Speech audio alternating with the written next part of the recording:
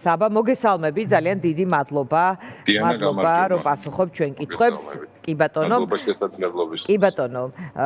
ღარიბაშვილი იქცა თუ არა რაღაც ბუნებრივ თემად, რომელიც თავის წერილებით, თავისი აქტიურობით რა გავიგეთ ჩვენ ამ წერილებით და რამდენად შეძლებს ის, ასე ვთქვათ, დიდი ხნით თუ არა გარკვეული პერიოდი მაინც რაღაცნაირად ოპოზიციური დღის წესრიგის დაპყრობას, არ ვიცი, აი, როგორ უყურებთ თავიდან ბოლომდე ღარიბაშვილის თემას, მის ალაპარაკებას, მოდი მოკლედ ასე შევაფასებ. პოლიტიკური შეფასება გამიჭირდება ალბათ ღარიბაშვილის ამ ალაპარაკების, იმიტომ რომ ეს არის რაღაცა შიდა ურთიერთობების გარკვევა, რომელსაც პოლიტიკური განზომილება თუ აქვს, ეს პოლიტიკური განზომილება არის ძალიან შეზღუდული, თუმცა მრავლისმხრივი არის იმ ძალაუფლების დინამიკაზე, რომელშიც მთელი ქვეყანა არსებობს, მრავლისმხრივი არის მათ შორის იმასთან დაკავშირებით, რა ბედი მოელის ყველა ადამიანს, რომელსაც საკუთარი პოლიტიკური კაპიტალი არ გააჩნია და სხვისი პარაზიტირების ხარჯზე და სხვის მიერ ხელისუფლებაში მოყვანის ხარჯზე რა შეიძლება დაემართოს ადამიანს, რომელიც ხელისუფლებას იღებს არა საზოგადოების საკეთილდღეოდ, არამედ პირადი გამდიდრებისთვის, კორუფციისთვის და იმ ყველაფრისთვის, რასაც აკეთებდა ღარიბაშვილი. თავად ღარიბაშვილი მე ამ დღეების განმავლობაში მოვისმინე არაერთი შეფასება, რომ რაღაცა მადიარის გამოძერწვა შეიძლება მოხდეს ღარიბაშვილისგან, მაგრამ ერთი მთავარი კითხვა, რომელზეც პასუხი ამ მიმართულებით არ არსებობს, არის ის, რომ რა არის ის, რაზეც ღარიბაშვილმა უნდა გაუწიოს ოპონირება ქართულ ოცნებას და ბიძინა ივანიშვილს. რა საკითხზე უნდა ის მოახერხოს მან სხვანაირად ბიძინა ივანიშვილს თუ არა ირაკლი კობახიძეს მაინც თქვათ, იმიტომ რომ ამ შემთხვევაში ეგ რაღაც ივანიშვილის ქვემოთ დაპირისპირების შთაბეჭდილებას ტოვებს. არა, ქართული ოცნება არის დღეს ივანიშვილის ერთადერთი პოლიტიკური, ყოველ შემთხვევაში ღიად მაინც ივანიშვილის ერთადერთი პოლიტიკური გუნდი და ხელისუფლებაში მყოფი ძალა. შესაბამისად, მის მიღმა ვინმე და რამე არსებობს თუ არა, მე არ ვიცი, მაგრამ რა უნდა გააკეთოს ღარიბაშვილმა 2024-25 წლების შემდეგ, როდესაც ეს ყველაფერი, ასე ვთქვათ, მიიღო და შეიზილა ის, რასაც ქართული ოცნება აკეთებდა, რაზე უნდა თქვას ახლა, რომ აი მე ამას სხვანაირად გავაკეთებ, ხო, სასაცილო იქნება, ხო? რომ ახლა ღარიბაშვილი ორგზის ქართული ოცნების პრემიერ-მინისტრი გამოვიდეს და ამ გუნდს გაუწიოს ოპონირება რამე საკითხზე, მით უფრო რომ ის გუნდიდან და პოლიტიკიდან გაძევებული იქნა აბსოლუტურად სამარცხვინო თვითლუსტრაციით და თვითაღიარებით, რომ ის იყო ჩაფლული კორუფციულ საქმიანობაში, მას თავადვე დაადასტურა, რომ აქვს არალეგალური ფინანსები და უკანონო შემოსავლები, თუმცა პირდაპირ კორუფციული ბრალდება არ იყო ეს.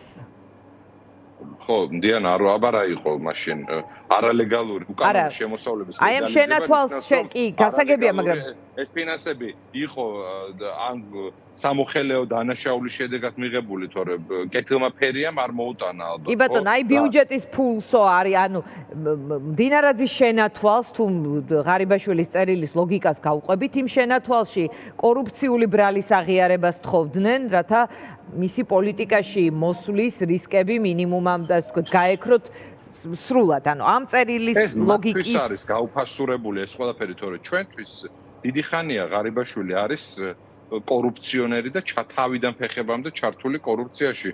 როგორ ძალიანაც არ უნდა ცდილობდნენ თვითონ რაღაცა ახალი, ასე ვთქვათ, მოცემულობის შექმნას და რაღაც ახალი მწვერვალის დაპყრობას, ხო?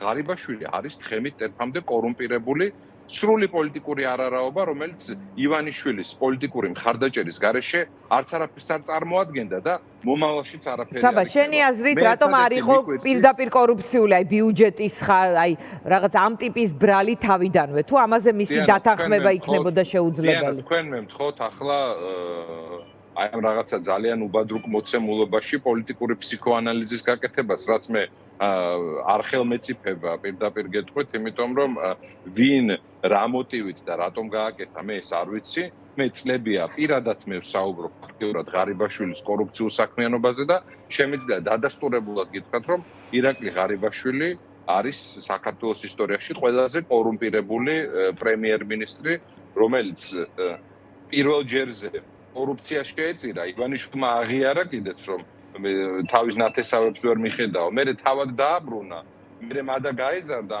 ხელახლა მობრუნებულ ადამიანს და მისი კორუფციის მასშტაბები შესაბამისად გაიზარდა და ამისი საუკეთესო ილუსტრაცია იყო თქვენი ტელევიზიის საშუალებით გასული სიუჟეტი, სადაც პირდაპირ ჩარტერული რეისი დაიფინანსა ბიუჯეტის ფულით უკვე ხელახლა პრემიერად მობრუნებულმა ირაკლი ღარიბაშვილმა და რა უნდა იყოს ამაზე უფრო მკაფიო სიგნალი იმისა, თუ რომ ეს ადამიანები არიან კორუმპირებული, ოღონდ პასუხისმგებლობის ჯაჭვი არ შემოიფარგლება ღარიბაშვილით.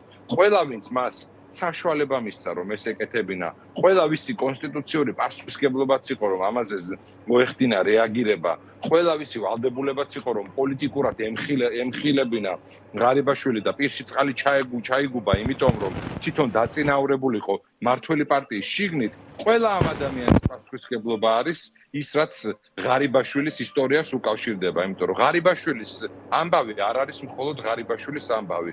ღარიბაშვილის ამბავი არის ქართული ოცნების ამბავი, რომელმაც ძალიან სერიოზული ზიანი მიაყენა ამ ქვეყანას, მაგრამ თელს აი ამ წერილების ფრიალში და ამ შიდა დაპირისპირებაში მე ერთი რაღაც მიკვირს, რატომ არ ქმნევს ამ ყველაფერს თავის სახელს ბიძინა ივანიშვილი, რომელიც გახარიას ასე ვთქვათ, განზე გადგომის შემდეგ მხისიერად გამოეხმაურა გიორგი გახარიას და თქვა, რომ ის მას არ წარმოადგენდა და ის დაპირისპირებული არის ივანიშვილის. რა შეიძლება აქ თქვას ივანიშვილმა, აი რას ელოდება? არ ვიცი, მინიმუმ საზოგადოებას უთხრას, რომ ეს შიდა რაღაცა შვილებს შორის დაპირისპირება მინიმუმ მისი სანქცირებული არ არის და თქვას ვის მხარეს არის? კობახიძის მხარეს არის თუ ღარიბაშვილის?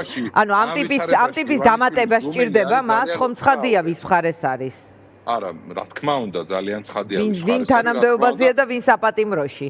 რა თქმა უნდა, ცხადი არის მხარდაჭერა, სწორედ მაგით დასტურდება, ვინ არის დღეს თანამდებობაზე, ვის აქვს დღეს ხელისუფლება და ვინ არის საპატიმროში მგლის ბილეთით პოლიტიკიდან გაძევებული. მე არ ველოდები არანაირ დამატებით რაღაც განვითარებას ღარიბაშვილთან დაკავშირებით, ეს არის ძალიან სევდიანი პოლიტიკური ისტორია, სადაც აი ამ პოლიტიკური სტოკჰოლმის სინდრომით შეპყრობილი ადამიანი კიდე ამ ყველაფრის მერე რაღაც ბატონ ბიძინას უვარდება ირიბად მუხლებში და თხოვს მოწყალებას და პატიებას, რაც არის კიდევ ერთხელ იმის აღიარება მისივე მხრიდან, რომ პოლიტიკურად ის არის სრულიად ქმედუუნარო ივანიშვილის ლოცვა-კურთხევის გარეშე. სისტემაზე რას ვიგებთ ამ წერილებით? არის თუ არა ეს საინტერესო ეს ნაწილი აი ამ წერილების მიხედვით? დიანა, არაფერს ახალს? ამ სენსაციას აქვს ბუნებრივი აბსოლუტურად რაღაც შეფერილობა იმისათვის, რომ ის საკითხები და ის ვაკუუმი, რომელიც ჩამოყალიბდა სამწუხაროდ ბუნებრივად, შეავსოს და რას ამბობს ღარიბაშვილი კობახიძეზე, რას ამბობს ღარიბაშვილი მდინარაძეზე, რას ამბობს ეს ხალხი ღარიბაშვილზე, ეს ნამდვილად არ ცვლის ერთ მოცემულობას, რომ ყველანი ერთად ეს ადამიანები არიან საქართველოს მოქალაქეების ცუდად ყოფნის და სიღარიბეში და უპერსპექტივობაში ყოფნის მთავარი გამომწვევი მიზეზები. სანამ ეს ხალხი იქნება პოლიტიკაში, სანამ ეს ხალხი იქნება ხელისუფლებაში, სანამ ეს ხალხი მოახერხებს და დაიკავებს საჯარო პოლიტიკურ დღის წესრიგს, იქამდე საქართველოს მოქალაქეების პრობლემები და ის პრობლემები, რომელიც მათ მიერ არის შექმნილი, ეს პრობლემები იქნება მეორეხარისხოვანი. მინდა საზოგადოებას შევახსენო, რომ ღარიბაშვილის და ქართული ოცნების და კობახიძის დამსახურებით ჩვენ დღეს გვაქვს გაძვირებული დენის ტარიფი, მათი ერთობლივი პოლიტიკური მემკვიდრეობა არის ის, რომ ჩვენ გვაქვს საკვებ პროდუქტებზე ორმაგი თუ ორნიშნა ინფლაცია. მინდა საზოგადოებას შევახსენო ასევე, რომ 100,000-ზე მეტი ჩვენი თანამოქალაქე არის ქვეყნიდან წასული ამ ადამიანების პოლიტიკური თუ ჭალებში პოლიტიკური საქმიანობის შედეგად და ამ ადამიანების კისერზე არის ის, რომ დღეს საქართველოს მოსახლეობის უდიდესი ნაწილი არის ძალიან ძიმე გამოწვევების და პრობლემების წინაშე. იქნება ეს დასაქმება და სამუშაო ადგილები, იქნება ეს განათლება, ჯანდაცვა თუ ნებისმიერი საკითხისაც ამ ხალხმა მოახერხა და უბრალოდ უდიდესი ნგრევა და რეგრესი მოიტანა. კი ბატონო, საბა, როგორ შეიძლება ოპოზიციამ გამოიყენოს ეს თემა, ეს შიდა დაპირისპირება, რამდენად შეიძლება ვუწოდოთ ამას შიდა დაპირისპირება? არ ვიცი ვინ როგორ უნდა გამოიყენოს, მე საზოგადოებას შემიძლია უთხრა, რომ ეს არ არის ჩვენი ნორმალური ყოფა, ჩვენ შეგვიძლია ამაზე გაცილებით უკეთეს პოლიტიკურ კლიმატში და პოლიტიკურ მოცემულობაში ვიყოთ, შეგვიძლია საუბრობდეთ იმაზე, როგორ შეიძლება საზოგადოების პრობლემების მოგვარება, როგორ შეგვიძლია სამუშაო ადგილების შექმნა, როგორ შეგვიძლია აი ამ ცვალებადი გეოპოლიტიკური კონტექსტის გამოყენება ჩვენი ქვეყნის სასარგებლოდ და ეს ყველაფერი შესაძლებელია და სამწუხაროდ ჩვენ დაგვაჯერეს, რომ ჩვენ განწირული ვართ მაჩანჩალობისთვის და გეოპოლიტიკური ჩიხი უნდა იყოს საქართველოს, რომელსაც ბუნებრივად აქვს ყველა ის მოცემულობა და ყველა წინაპირობა, რომ ამ ქვეყანაში შემოდიოდეს ძალიან დიდი ინვესტიციები, იყოს ცენტრალური აზიის, თურქეთის, გნებავთ იგივე რუსეთის. ამ თემაზე შეუძლია ღარიბაშვილს ოპონირება კობახიძესთან. არა, ღარიბაშვილს ნახეთ. არც ამ თემაზე, იმიტომ რომ შეიძლება მის პერიოდს შეადაროს ახლანდელი პერიოდი და რაღაც უპირატესობები ამ ხრივ. ეს ხო სრული სიმულაცია და манипуляცია იქნება. ეს ხალხი არიან ყველანი ერთნი.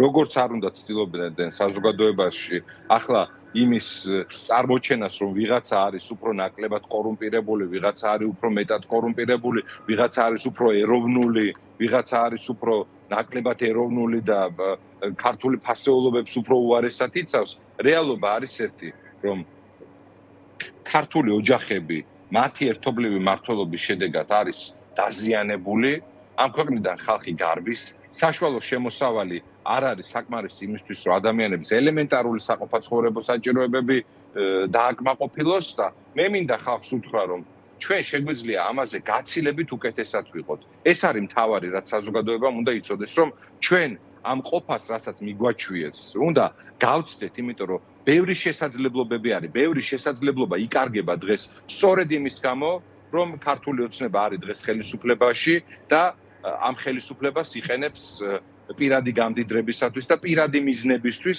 და არა საქართველოს მოქალაქეების წინსვლისთვის და უკეთესობისთვის, იმიტომ რომ როდესაც ქვეყანა არაფერს არ აკეთებს საკუთარი ლოგისტიკური პოტენციალის განვითარებისთვის, როდესაც ქვეყანა არაფერს არ აკეთებს თანამედროვე ტექნოლოგიებში ინვესტიციების მოზიდვისთვის, როცა ქვეყანა არაფერს არ აკეთებს იმისათვის, რომ იყოს უკეთესი ჯანდაცვა, უკეთესი განათლების სისტემა და მომავალში ფულს როდესაც არდებს ქვეყანა, ამ ქვეყანას რასაკვირველია ძალიან შეზღუდული პერსპექტივები აქვს და ჩვენ შეგვიძლია რომ ამაზე ბევრად უკეთესად ვიყოთ, ბევრად უფრო წინ გავიხედოთ, ვიყოთ თანამედროვე სამყაროს ნაწილი, ქართველი სკოლის მოსწავლე და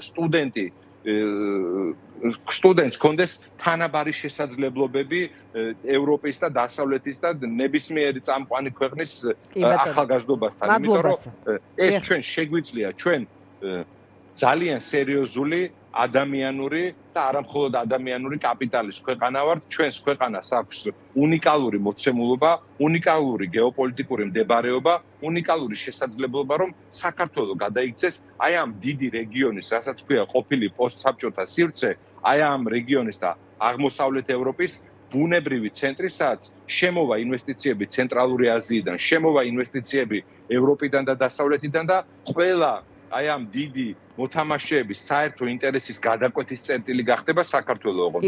კორუმპირებული საქართველოს, პოლიტიკურ კრიზისში მყოფი საქართველოს და რუკიდან უბრალოდ გაქრობილი საქართველოს, თუ გამქრალი საქართველოს, ამას ვერ გააკეთებს. ამიტომ გვჭირდება ჩვენ პოლიტიკური ცვლილება, რომ საქართველოს გეოპოლიტიკურად დაიბრუნოს თავისი ადგილი, იყოს მოწოდების სიმაღლეზე, იმისთვის რომ შემდეგ ეს აისახოს ყველა ჩვენი მოქალაქის ცხოვრებაზე და კეთილდღეობაზე და ხელფასები გაიზარდოს, ადამიანებს არ უწევდეთ აქედან გაქცევა და აქ საკუთარ ქვეყანაში მოახერხონ აი შესაძლებლობების შექმნა, რომელსაც ქმნიან მთელი მსოფლიოს მასშტაბით. მე ხშირად ვადევნებ დიანა, ერთსაც ვიტყვი, თვალყურს ჩვენ თანამოქალაქეებს და ბევრი წელი საზღვარგარეთ მომიწია ცხოვრება და ბევრ ჩვენ ემიგრანტთან მქონდა და მაქვს ურთიერთობა ამ წლების განმავლობაში და საქართველოს მოქალაქეები აქედან წასულები რომ ახერხებენ სრულფასოვნად ინტეგრირებას აბსოლუტურად უცხო გარემოში და ამ უცხო გარემოში რომ ახერხებენ და იკავებენ წამყვან ადგილებს, ეს ნიშნავს იმას, რომ ჩვენ შეგვიძლია და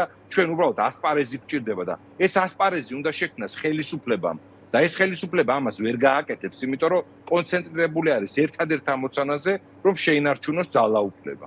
მადლობა.